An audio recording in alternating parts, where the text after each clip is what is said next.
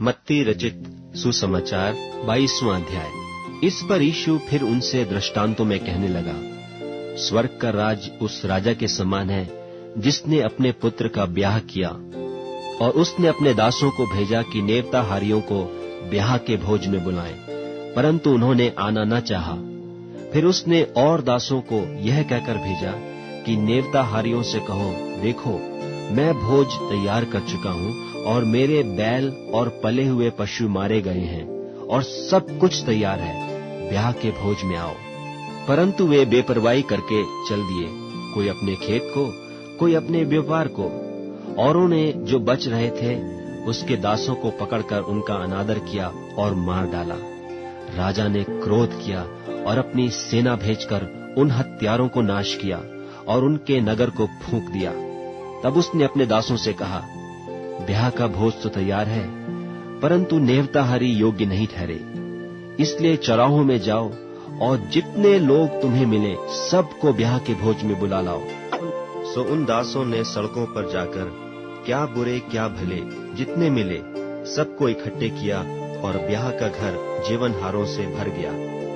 जब राजा जेवनहारों के देखने को भीतर आया तो उसने वहां एक मनुष्य को देखा जो ब्याह का वस्त्र नहीं पहने था।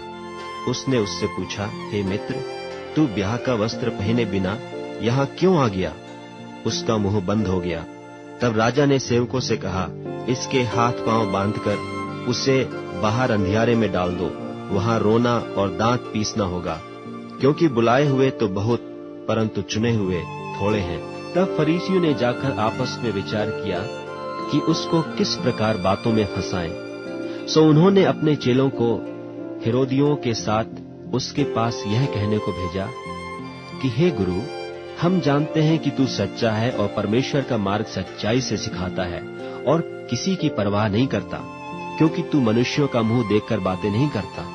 इसलिए हमें बता, तू क्या समझता है, कैसर को कर देना उचित है कि नहीं?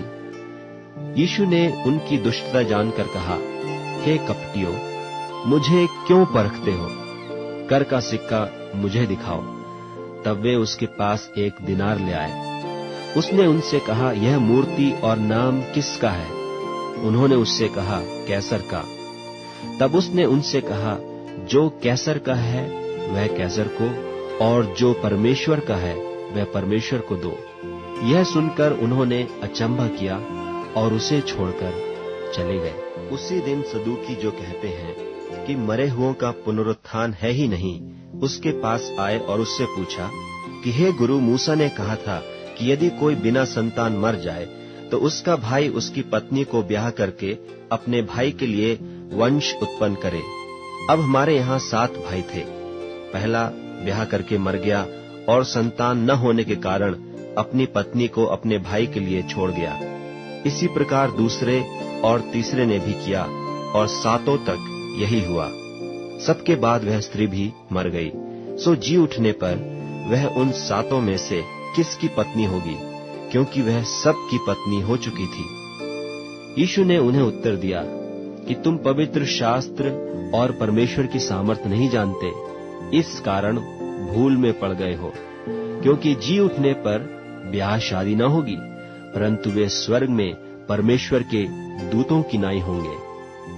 परंतु मरे हुओं के जी उठने के विषय में क्या तुमने यह वचन नहीं पढ़ा जो परमेश्वर ने तुमसे कहा कि मैं इब्राहिम का परमेश्वर और इसहाक का परमेश्वर और याकूब का परमेश्वर हूँ?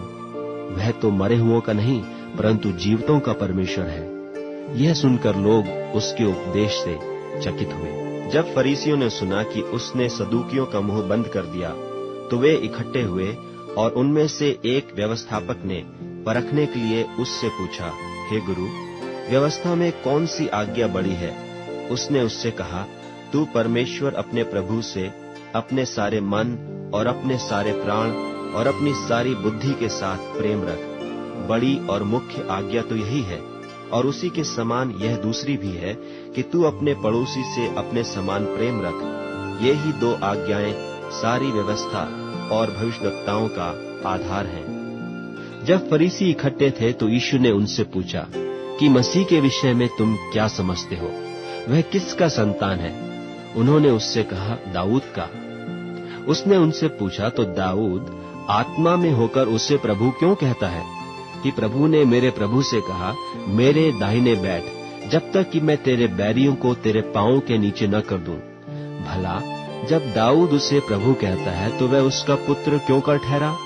उसके उत्तर में कोई भी एक बात न कह सका, परंतु उस दिन से किसी को फिर उससे कुछ पूछने का हियाव न हुआ।